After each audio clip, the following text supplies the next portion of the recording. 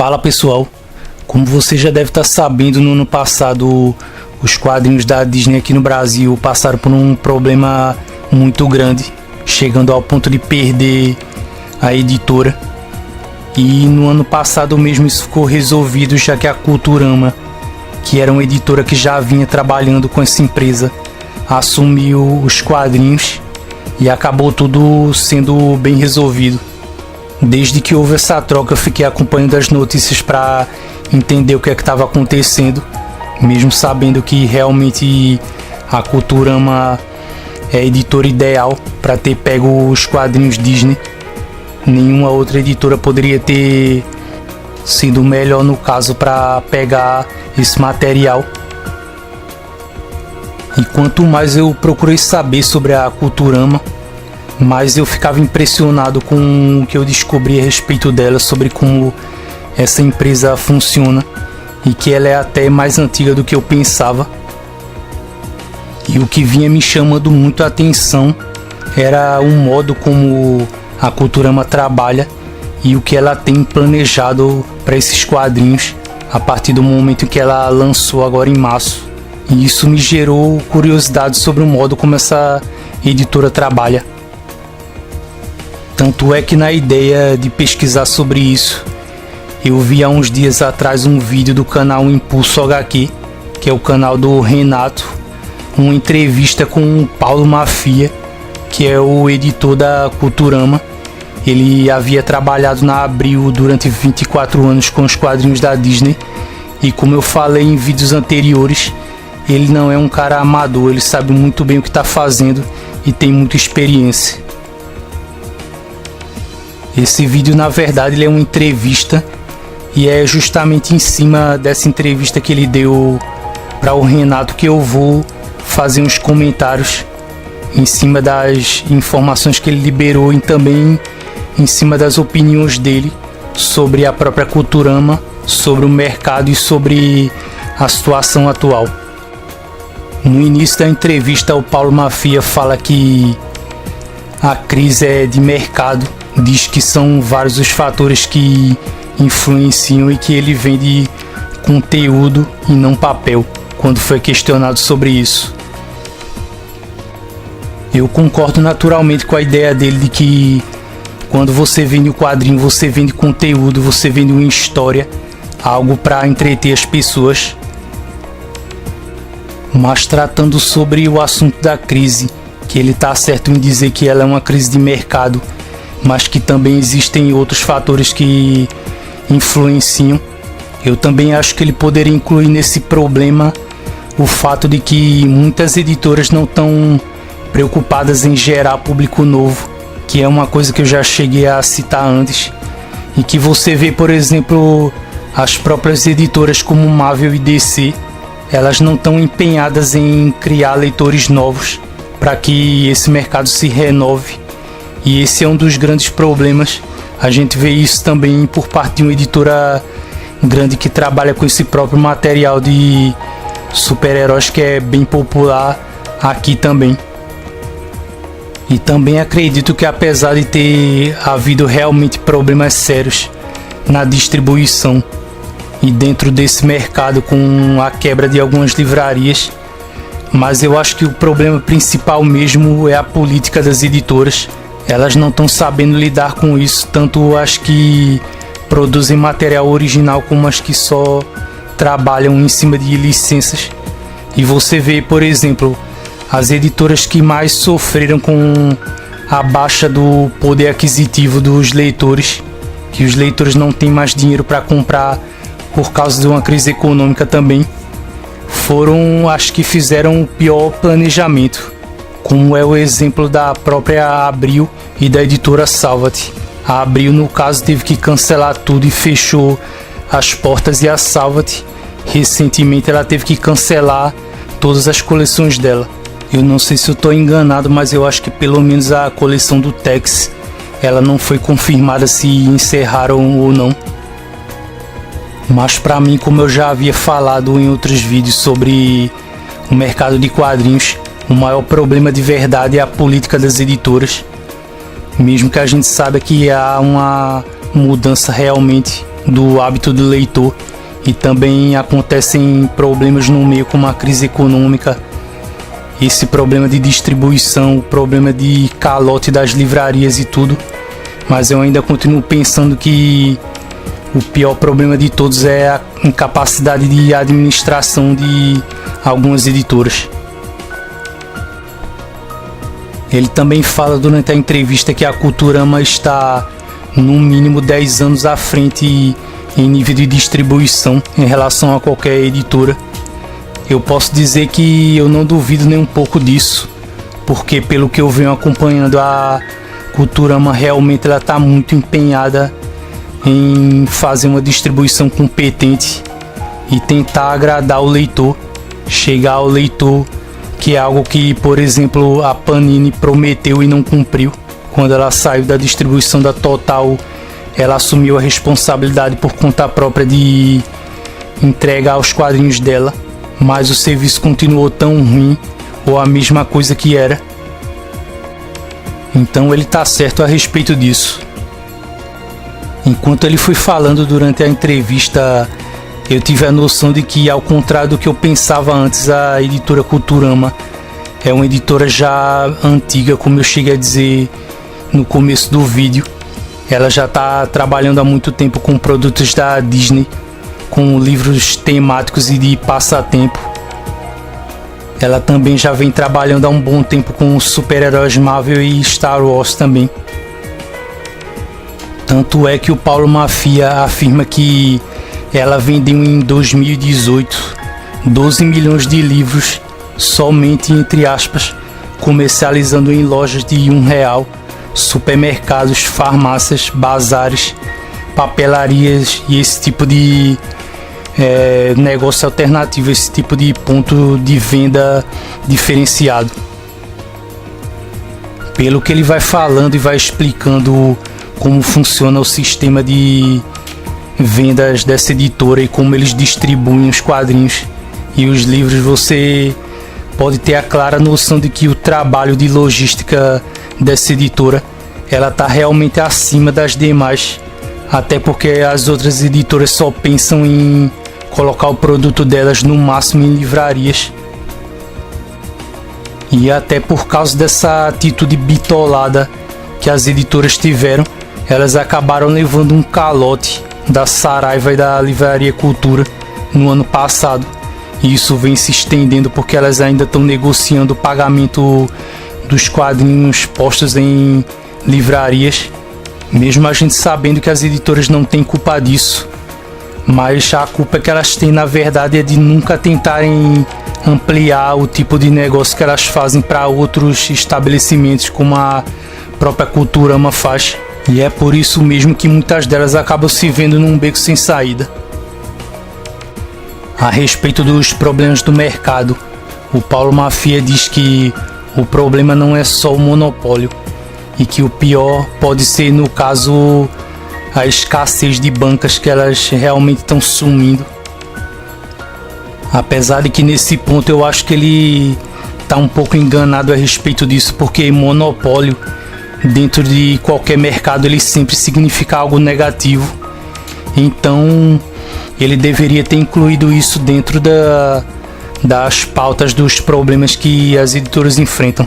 Até porque sem o monopólio as editoras poderiam ter mais opções de trabalhar com outras distribuidoras, e não só por isso, mas porque se trata de uma questão legal. O monopólio é uma coisa proibida pela lei, é um crime, e de forma alguma ele pode ser aceito. Ele continua dizendo que há uns 8 anos atrás o Brasil tinha cerca de 18 mil bancas, e hoje elas não devem chegar nem a 6 mil. Eu gravei antes um vídeo há algum tempo atrás falando sobre a questão das bancas, e realmente o fato de que elas estão diminuindo é uma coisa muito grave para o mercado. As bancas elas são muito importantes, e quando você fala, como o próprio Paulo Mafia falou, sobre manter o número de leitores e gerar leitores novos, apresentar um produto para um público novo, é lógico que elas vão fazer muita falta, e isso representa um problema. Enquanto ele vai falando sobre as ideias que eles têm dentro dessa editora para poder melhorar a distribuição, o relacionamento com os consumidores e como eles querem fazer os quadrinhos deles chegarem em todos os leitores, você tem a noção clara de que o modelo da Culturama, o modelo de negócio deles, prova que as outras editoras de quadrinhos não sabem criar soluções para problemas que são bem velhos, bem antigos, e mesmo assim elas não sabem lidar com isso.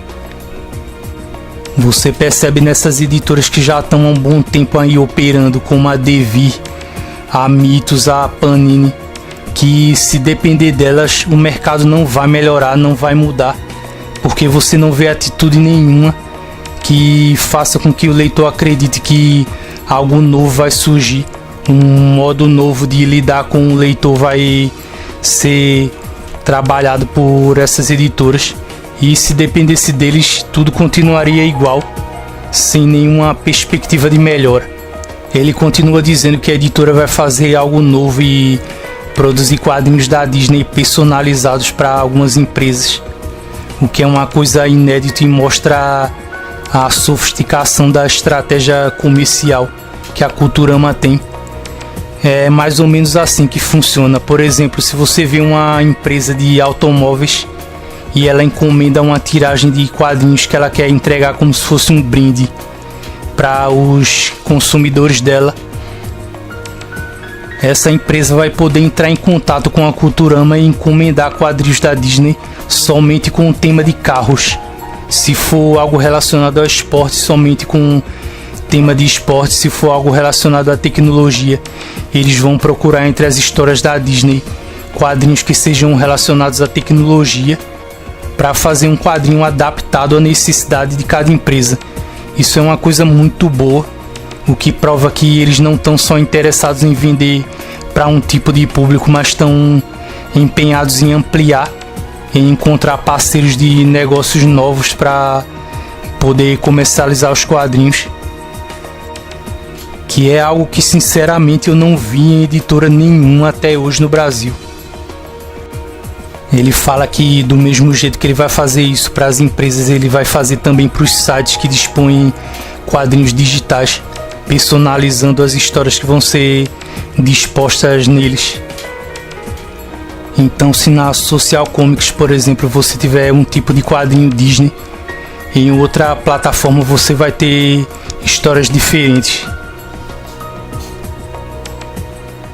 E essa ideia de trabalhar com um público novo que já existe, e também tem a preocupação em gerar um público novo, facilitando o acesso aos quadrinhos deles, é uma coisa que você vai ver durante toda essa entrevista do Paulo Mafia.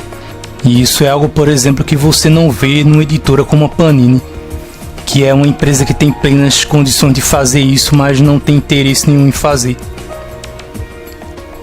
Mas que você pode ter certeza que quando começar a dar certo, as outras editoras caras de pau vão começar a copiar também.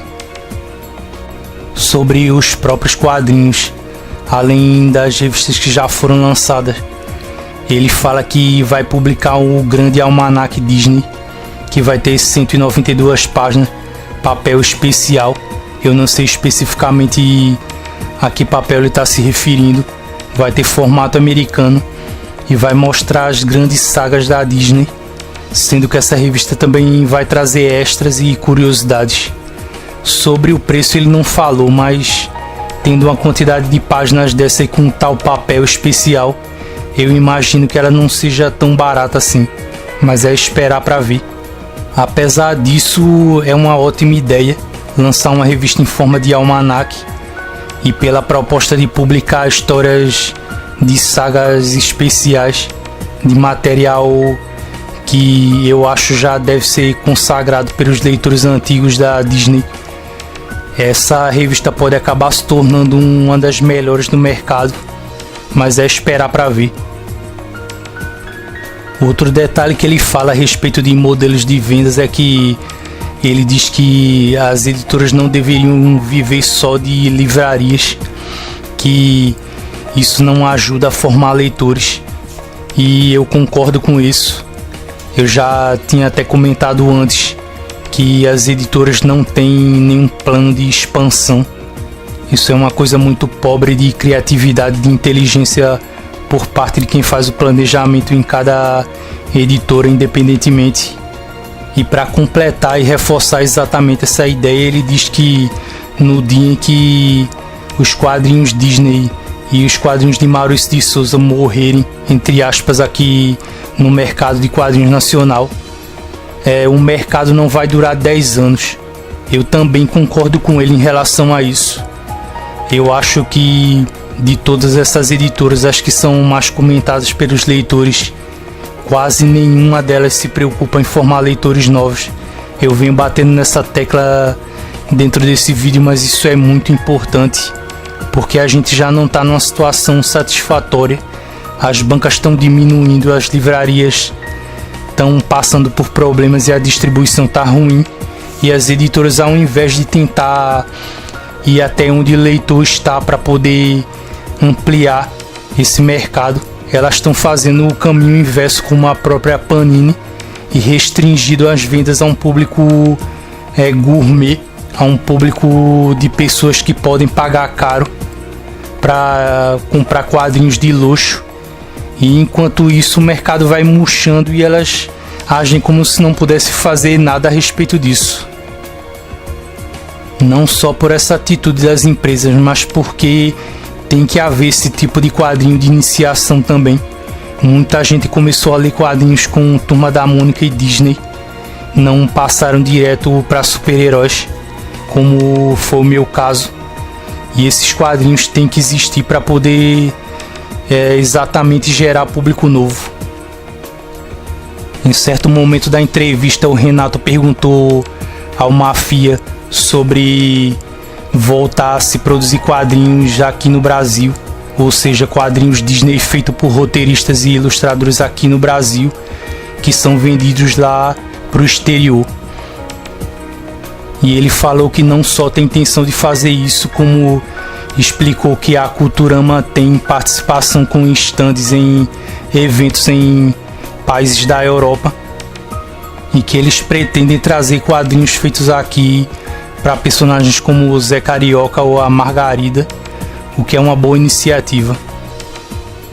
Em relação aos quadrinhos com formatos diferentes, do tipo magazine ou outro tipo de formato especial, ele falou sobre uma edição do Pato Donald de 85 anos e também de outros especiais que estão programados, como histórias dos DuckTales.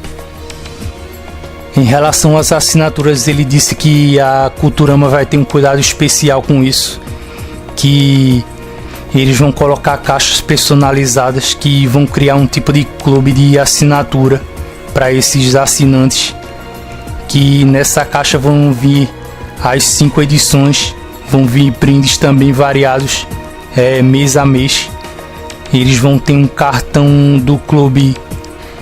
Esse mesmo cartão que vai ser criado para os sócios, ele vai virar um tipo de cartão de desconto, de acumulação de pontos, possivelmente. E é assim que o assinante da Disney vai poder ter os seus quadrinhos. E perto do finalzinho do vídeo ele ainda fala sobre a tal possibilidade de ter um quadrinho do Zé Carioca, do retorno dele no caso, e que isso precisa ser aprovado pela Disney lá nos Estados Unidos, mas que é possível que ele surja até nesse ano ainda. Eu recomendo que vocês vão até o canal Impulso HQ e vejam essa entrevista. Foi uma entrevista bem interessante e bem clara. O Paulo Mafia tocou em pontos bem importantes ali, não só do que a Culturama está planejando fazer, como também em relação ao que vem acontecendo com o mercado. E você percebe que ficou claro que essa editora tem um interesse, ela tem um cuidado muito grande com o que ela está fazendo para o leitor, o que ela está tentando trazer para o leitor e a forma como está trazendo. Ela é bem criativa no modo como ela trabalha os produtos dela, e ela quer realmente o melhor para o leitor da Disney, mantendo um padrão de qualidade bom. Eles conseguem passar isso através das declarações do Paulo Mafia, o que é bem diferente do que a gente vê nas demais editoras. Você vê que a postura dele, o modo como ele fala é bem direto e simples, diferente de o que acontece no caso do Levi Trindade da editora Panini. Então é isso, pessoal, vamos ficar de olho em relação ao que essa editora vem fazendo, porque como indica o título do vídeo, eu acho realmente que o modo como a Culturama vem mudando o jeito de se trabalhar dentro desse mercado é algo que aponta para uma direção para o futuro desse mercado. Quer dizer, se existe realmente uma editora que tem chances de criar um modelo de negócios que vai melhorar esse mercado e que vai acabar se tornando um padrão, essa editora é a Culturama. Mas vamos continuar acompanhando o que ela vai fazer. Vamos também prestar atenção no modo como ela vai fazer, se ela vai conseguir colocar em prática tudo que ela planeja, se ela vai realmente entregar tudo que cumpriu e fazer um bom trabalho. Eu acredito que sim, e eu fico na expectativa que realmente ela faça um bom trabalho. Então eu agradeço a você que viu o vídeo até agora, muito obrigado, até a próxima, até o próximo vídeo.